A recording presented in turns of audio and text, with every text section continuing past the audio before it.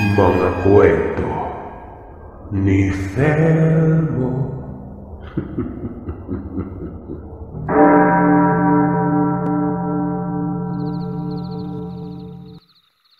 Mapagpalang araw sa iyo, Sir Seth, at sa mga kagiliw na tagapakinig.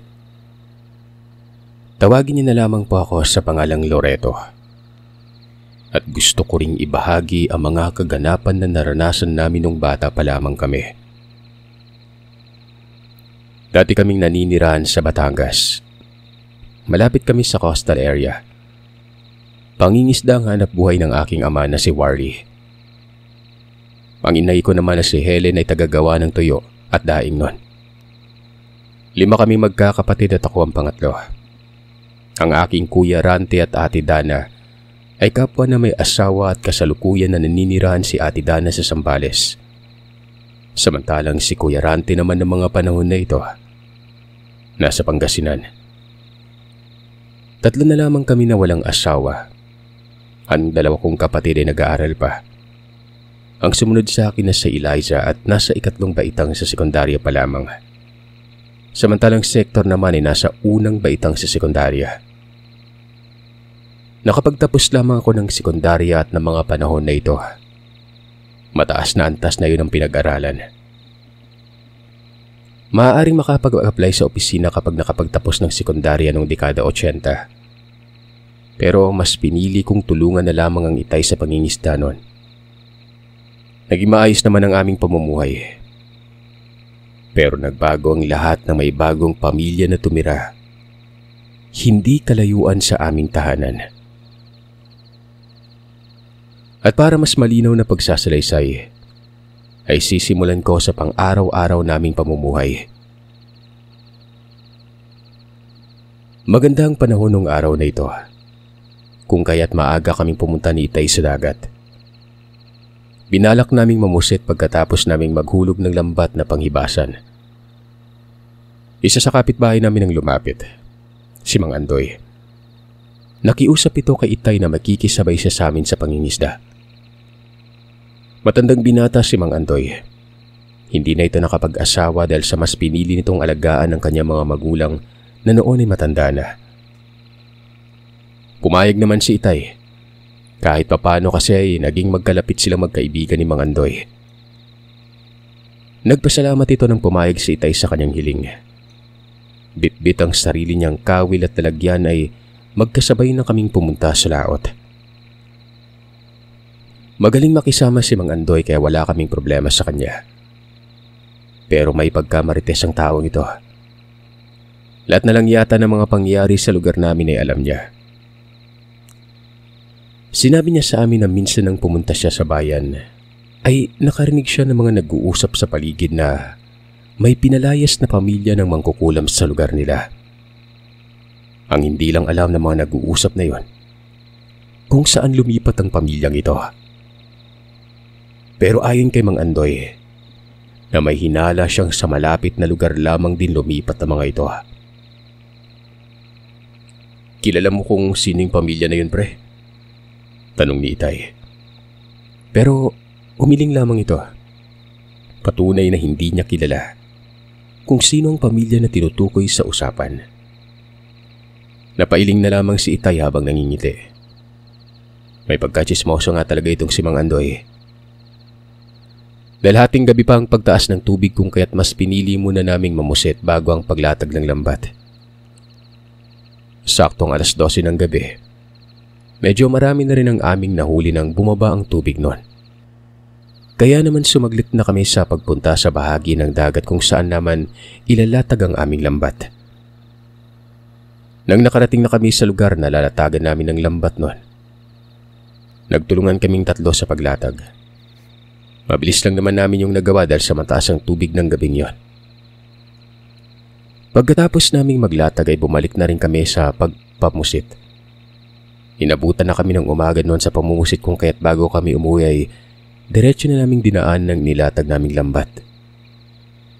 Dahil sa nakakaramdam na kami ng gutom kung kaya't nilagay na lamang namin sa bangka ang lambat at naisipan na sa dalampasigan malapit sa bahay na lamang tanggalin ang mga isda noon.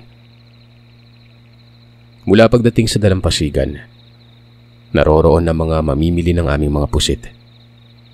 Kumuha na lamang ako ng pang-ulam namin sa bahay at ang natira ay binenta na namin.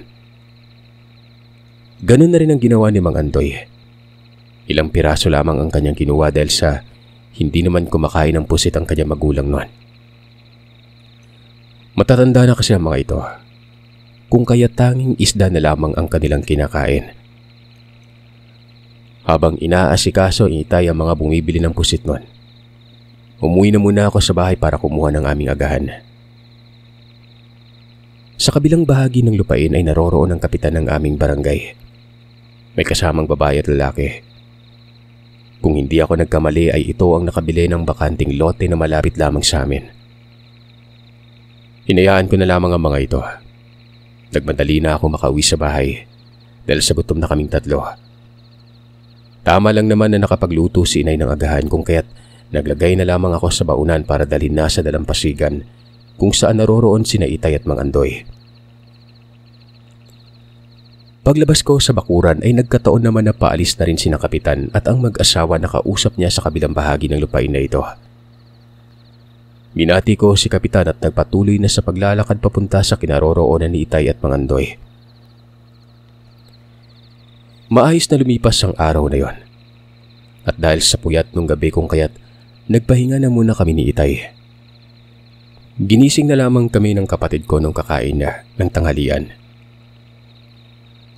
Habang kumakain ay nakarinig kami ng mga pagpokpok na tila may kinukumpuni. Nagtanong ako kay nanay kung saan nanggaling ang ingay na yon. At doon ko nalaman na may nagpatayo ng bahay sa kabilang bahagi ng lote.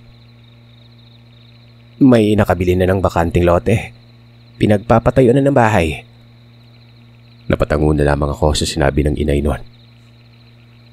Pagkatapos kumain ay muli na naman akong bumalik sa pagtulog.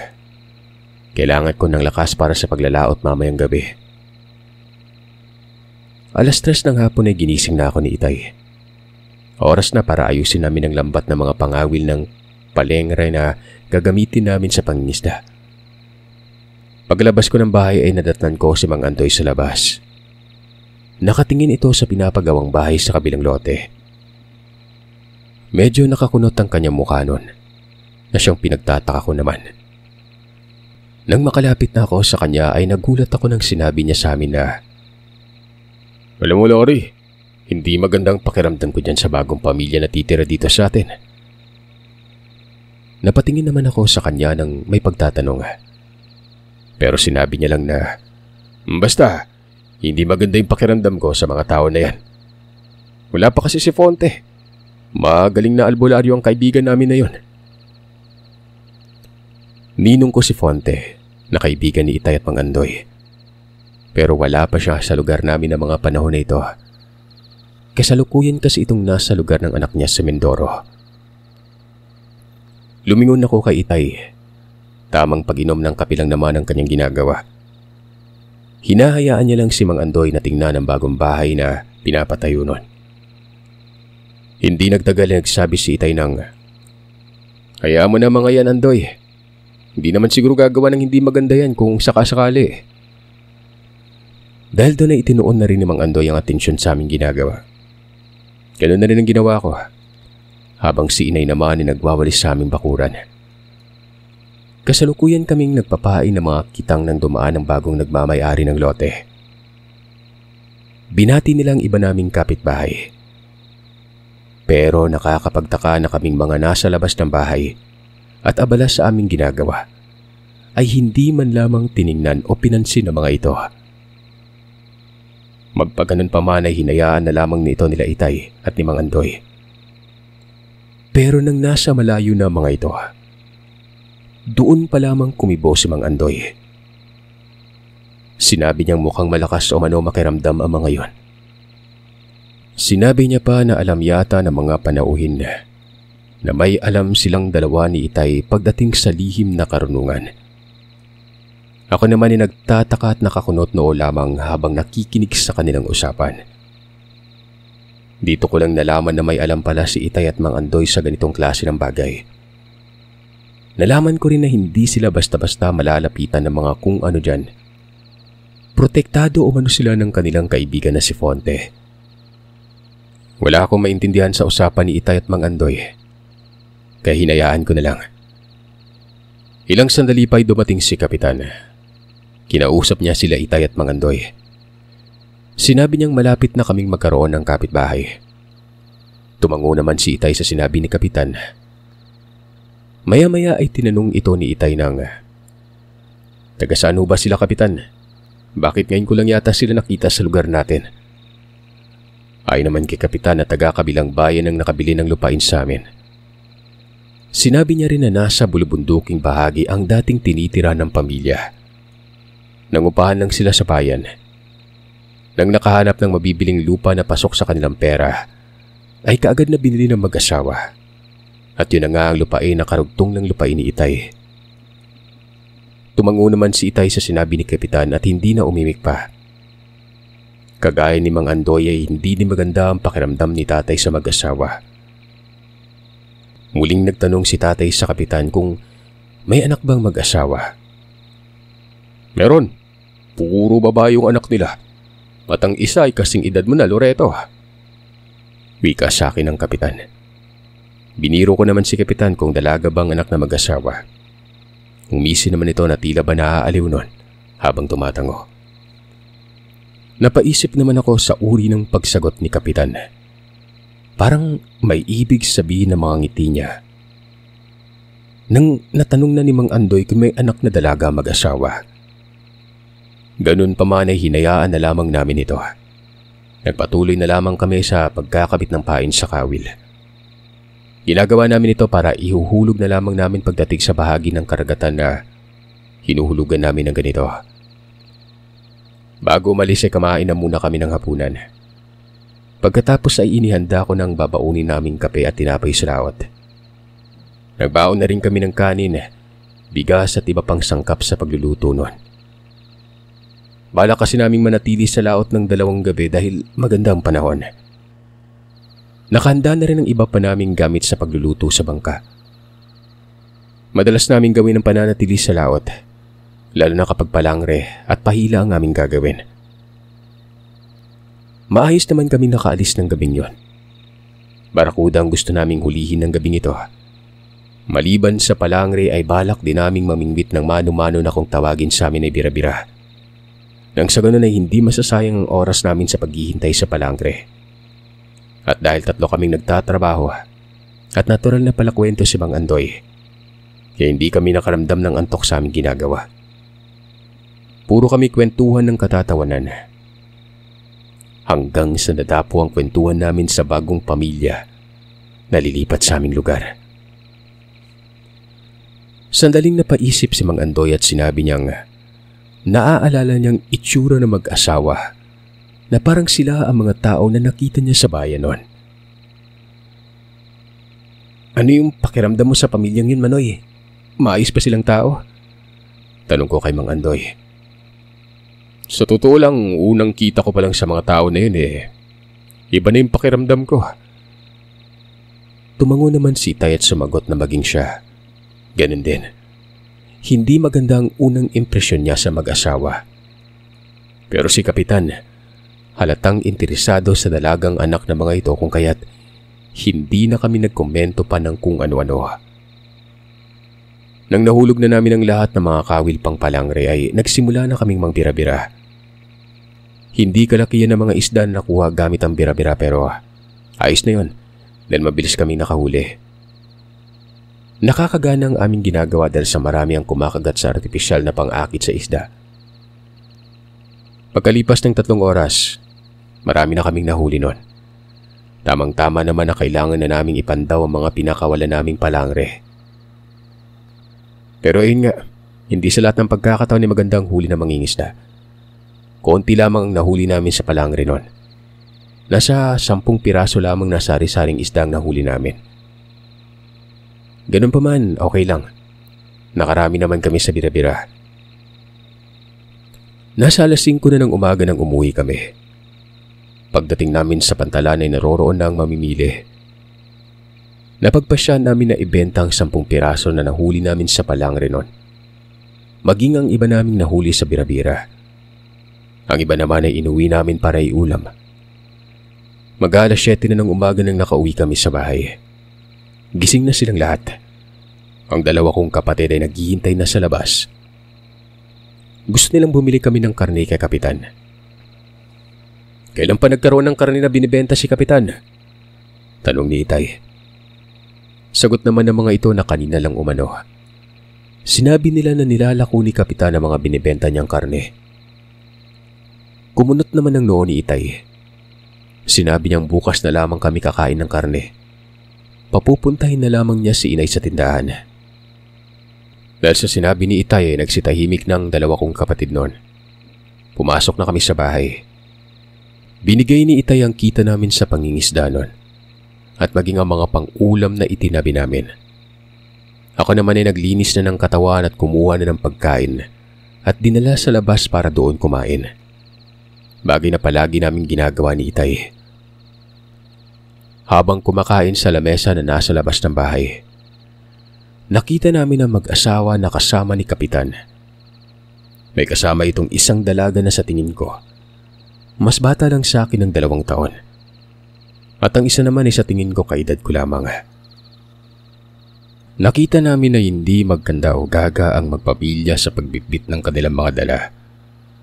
At dahil sa natural lamang na sa lugar namin ang pagiging matulungin ng mga tao, kung kaya't mabilis kong inihinto ang aking pagkain at tinulungan na mag-anak sa pagbubuhat ng kanilang kagamitan. Ganun na rin ang ginawa ni Itay. Nagulat ang mga ito sa aming ginawa. Ayon pa sa ginang ay hindi nila inaasahan na tutulong kami sa kanilang paglilipat. Doon namin naramdaman na mabait naman ang magpamilya. Kung kaya naman hindi sila mahirap pakisamahan. Pero magpaganon man ay naroroon pa rin ang alinlangan namin sa kanila. Siguro ay hindi lang talaga kami sanay sa mga dayo.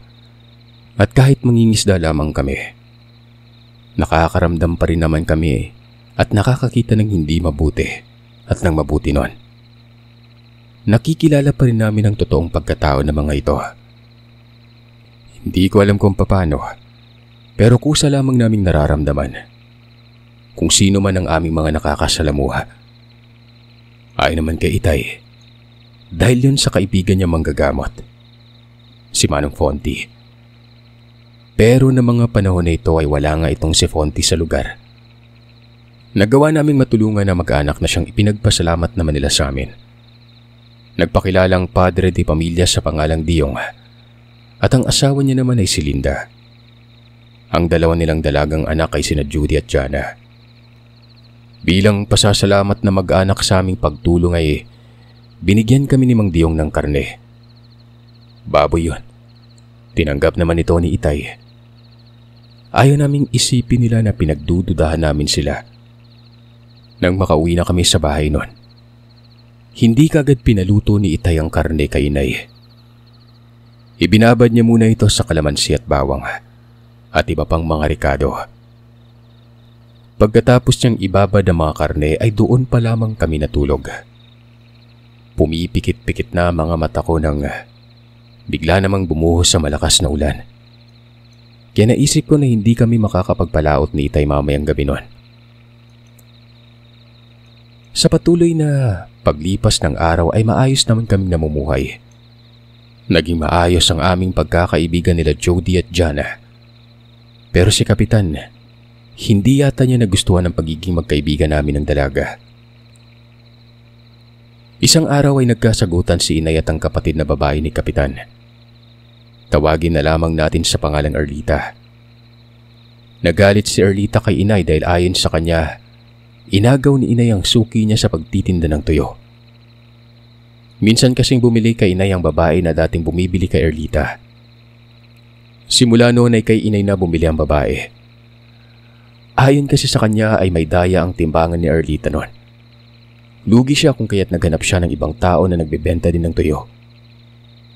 Si Inay ang nakita niya nagbebenta ng bago at walang daya sa timbang. Kung kaya't simula noon ay kay Inay na bumibili ang ginang.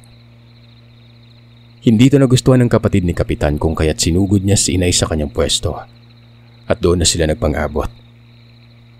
Hinayaan na lamang sana ito ni Inay. Pero kinabukasan noon, nakarinig kami ng bulong-bulungan na nagkasakit si Aling Erlita. Ayon sa mga tsismosa ay kinulam ito ng kanyang nakaaway. At yun ang dahilan kung bakit nagkaroon ito ng mga pantal sa katawan. Ginamot ang babae ng kamag-anak din ni Kapitan. Ayon pa sa mga ito ay gusto nilang bigyan ng leksyon ng magkukulam. Pero malakas umano ito kung kaya't hindi nila kayang gantihan. Sa halip ay ginamot na lamang nitong babae. Simula nang sinabi yun ng Kapitan ay nagsimula na ring pinangilagan ng mga tao ang aming pamilya.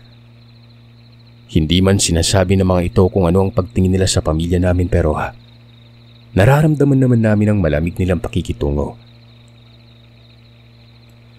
Isang hapon, habang papunta sa dalampasigan ay nakasalubong ko si Jody sa daan. Iiwas pa sana ito pero mabilis ko na siyang hinawakan sa kamay. Nakita kong kinabahan ng dalaga kung kaya't tinanong ko siya kung anong problema. Halos hindi naman makasagot si Jody sa tanong ko sa kanya. Pero nang nagtagal ay sinabi niya rin kung ano ang naririnig nila sa mga tao noon. Marami kasyang kumakalat na balita na ang nanay mong kumulam sa kapatid ni Kapitan Loreto. Nagulat ako sa sinabi niya. Hindi ko alam kung anong isasagot ko dahil sa wala namang katotohanan ng sinabi sa akin ni Jody. Sinabi niya pa na kaya siya umiiwas dahil ayaw na niyang masangkot na muli ang pamilya niya sa gulo. Pagod na ako sa kakalipat namin ng lugar. Kung pwede sana ay ito lang huling lugar na lilipatan namin. Sinabi niya rin sa akin na alam na magulang niya na walang katotohanan ng mga sinasabi ni Kapitan. Pero alam niya rin na isa sila sa dahilan kung bakit pinapakalat ni Kapitan ang masamang balita tungkol kay inay. Alam niya may gusto si Kapitan sa kanya at ayaw niya itong patulan dahil ayaw niya ng magulong buhay. Nakita ko kung paano naguluhan si Jody sa mga nangyari.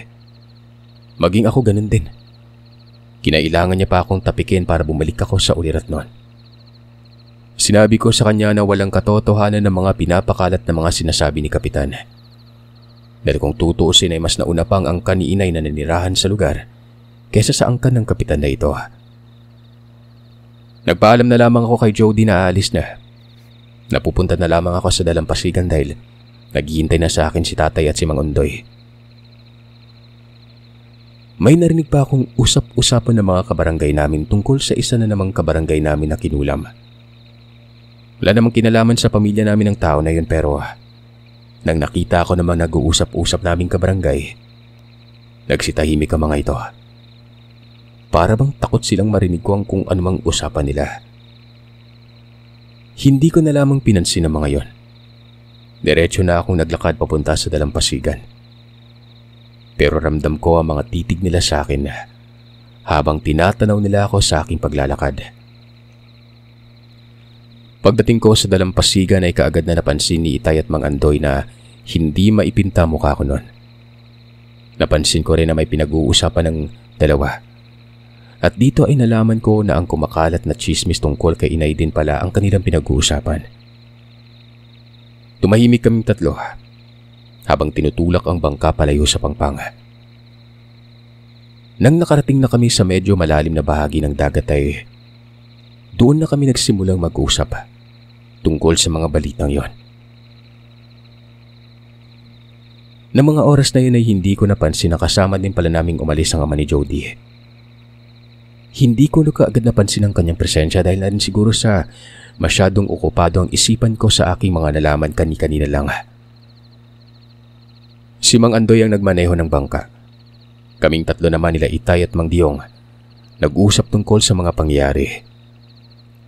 Dito ko nalaman na sinadya palang sumama sa amin ni Mang Diong dahil batid niyang hindi totoo mga sinasabi ni Kapitan. Humingi din ng pasensya ang Ginoo sa amin ni Tay. Gusto ni Kapitan si Jody at ayaw niyang nakikipaglapit ang dalaga sa akin noon. Alam ko na may nararamdaman ka sa anak ko, Loreto. At hindi ko rin ipagkakaila sa iyo na hindi ako tutol kung sakali mang magkamabutihan ka ni Jody. Alam kong alam ng ama mo kung ano ang pamilya namin pero alam ko rin na ramdam niyang hindi kami masamang tao. Napatingin naman ako kay Itay noon. Hindi ko maintindihan kung ano ang ibig sabihin ni Mang Diyong. Pero ayun nga, si Itay nang nagsabi sa akin kung ano man ang lihim ng pamilya ni Mang Diyong. Hindi ko inasahan nang sabihin ni Itay na aswang ang mag-asawang Mang Diyong at Aling Lenda. Doon lamang namin nalaman ni Itay na ang kaibigan ni Itay na si Mang Fonte ang nagturo sa kanila ng aming lugar. Isa din pala si Mang Diyong sa kaibigan ni Mang Fonte na taga-kabilang bayan pero nagkaroon ng kaguluhan sa lugar at para iligtas ang kanyang pamilya ay nagpalipat-lipat sila sa iba't ibang lugar hanggang sa nakilala nila si Mang Fonte.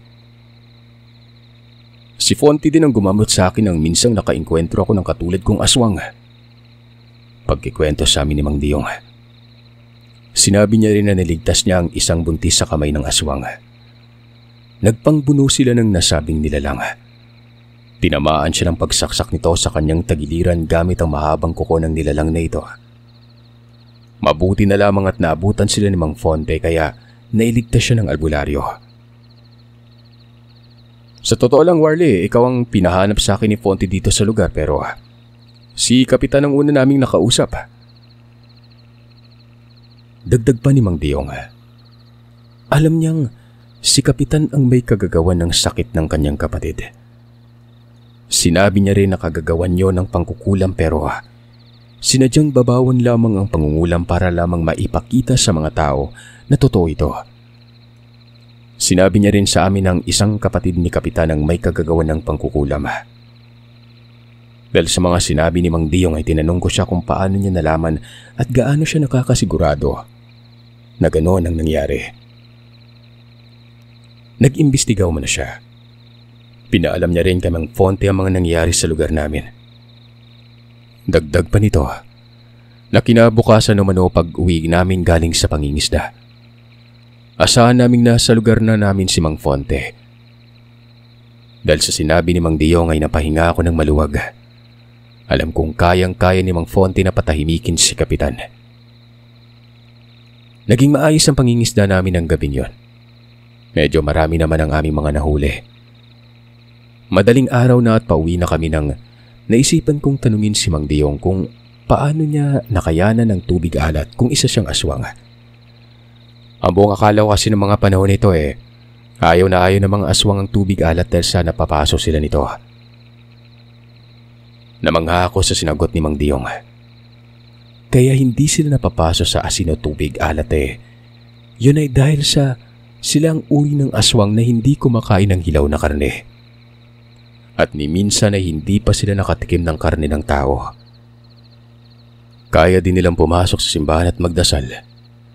Ang hindi lang nila kayang gawin ay ang magkumpisal dahil ang pagkumpisal ay isang sumpa sa kanilang angkan. At kapag ginawa nilang pagkumpisal, maaapektuhan ng kanilang angkan maging ang mga supling na hindi pa naisilang ng kanilang lahi. Namangha ako sa sinabi ni Mang Diyong. Sa pagdaong ng aming bangka sa dalampasigan ay naghihintay si Kapitan. Kasama niya mga residente ng aming barangay. Pero nagulat si Kapitan na kasama namin si Mang Diyong. Sa kabilang bahagi ay nakita namin sina Jody kasama ang kanyang ina at kapatid na si Jana. Kasama nila si Mang Fonte. Tumakbo ang mga ito palapit sa amin at si Mang Fonte ang humarap kay Kapitan noon. Nagulat si Kapitan nang nakita niyang albularyo na tumayo sa harap namin ni Itay. Dito namin nakita ang mga residente na nagtataka at nagsipagbulong-bulungan ng mga ito. Si Mang Fonte ay hindi lang basta albularyo. Mas mataas ang respeto ng mga tao sa barangay namin sa kanya kesa kay Kapitan. Maliban kasi sa isa itong manggagamot ay siya rin ang nag-iisang may-ari ng lupain na ipinamana pa sa kanya ng kanyang magulang. Nag-iisa siyang anak kung kaya't wala siyang kahati. Pero imbis na ibenta ay ipinamahagi niya na lamang sa mga residente ng aming lugar ang kanyang lupain na iyon. Dahilan para respetuhin siya ng mga residente. At naniniwala ang mga ito sa lahat ng sasabihin niya. Kapitan! Hindi kita pinakialaman at hinayaan ko lamang ang mga ginagawa mo dahil Hindi naman nadadamay ang mga tao sa barangay na ito. Pero sa ginawa mo ngayon sa kaibigan ko, hindi ko hahayaan na lasunin mo ang isipan ng mga kabarangay ko sa kasinungalingan mo, pati ng mga kadugo mo. Puno na otoridad ng wika ni Mang Fonte kay Kapitan. Sinabi din ni Mang Fonte ng huling kinulam na taga-barangay namin. Siya umano ang gumamot. Huwag kang mag-alala, Kapitan. Ibinalik ko na ang lahat ng sakit na dumapo sa kabarangay natin sa kung sino man ang nagkulam sa kanya. Matindi pa yata ang galit ng mangkukulam, ano? Binalak niyang pabulukin ang paa ng kawawang mangisda.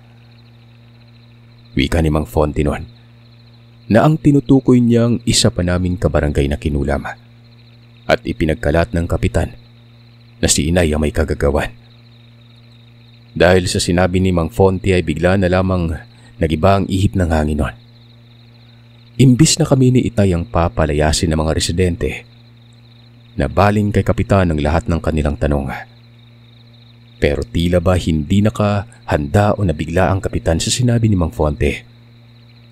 Hindi ito nakahimik at talatang nagulat ito nang sinabi ni Mang Fonte na binalik niya ang sumpa ng kulam sa kung sino man ang kumulam sa isa naming kabarangay. Maya-maya ay tumatakbo ang nakababatang kapatid ni Kapitan palapit sa dalampasigan. Walang sabi-sabi na tumalikod si Kapitan para salubungin ang kanyang kapatid noon. Samantalang si Mang Fonte naman ay nagwika na ayaw na niyang makita pang pagmumukha ni Kapitan sa lugar namin. Naumalis na sila kung ayaw nilang mabulgar ang lihim na baho ng kanilang pamilya. Hindi na lumingon pa si Kapitan sa mga sinabi ni Mang Fonte. Samantalang ang mga tao naman ay naiwang naguguluhan. At ang matindi pa, si Itay ang nilapitan nila at tinanong kung ano ang mga nangyayari sa aming lugar. Napakamot na lamang si Itay ng ulo noon dahil sa hindi niya rin maipaliwanag sa mga kabarangay namin ang mga nangyari. Nahinto ang haka-haka ng mga tao ng maling chismis tungkol kay Inay. Nalipat kay Kapitan ng usapan.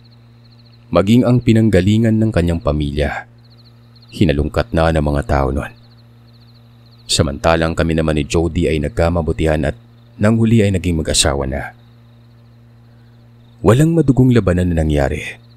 Purong mga haka-haka lamang ng tungkol sa pagiging mangkukulam. Pero ang mga nakaranas naman ng mga pangkukulam ay hindi nila makalimutan ang naranasan nilang hirap. Ang kapatid ni Kapitan ang gumamot sa kanila nung hindi pa nakauwi si Mang Fonte.